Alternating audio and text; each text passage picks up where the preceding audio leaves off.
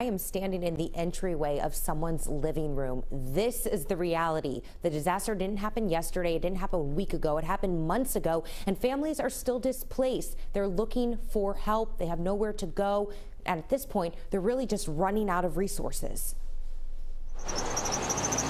This was like the family room. We had a TV there, couch there. It's back to square one for Jamie Bambus and her loved ones. It's very frustrating. It's, you feel alone, you feel displaced. The Rybrook family hasn't slept inside their home since the beginning of September, when Ida ravaged almost every inch of where they once lived. We had a vintage piano here, and everything's gone. Like other families who've fallen victim to Mother Nature's wrath, the Bambuses didn't qualify for FEMA relief because they have their own flood insurance. Jamie says, though, they're underinsured and have more than $200,000 in repairs. As a result, they packed their bags and moved into a hotel, courtesy of the county. Heading into December, their home, which is in a floodplain, remains uninhabitable. They're in debt, and the county's hotel stay has ended. It's hard to see the light at the end of the tunnel. Westchester County leaders say the county and the American Red Cross housed displaced residents in a hotel, supplied them with 3 meals a day and transportation for children to attend school.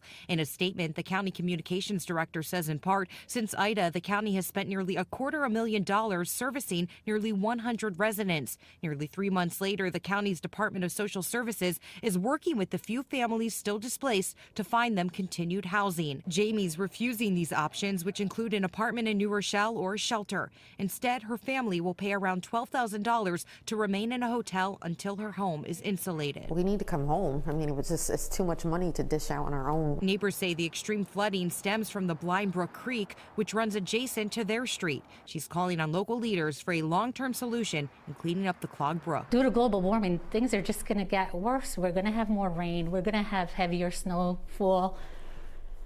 Something needs to be done. We have that fear in the back of our mind, like, when is the next big storm? What's going to happen?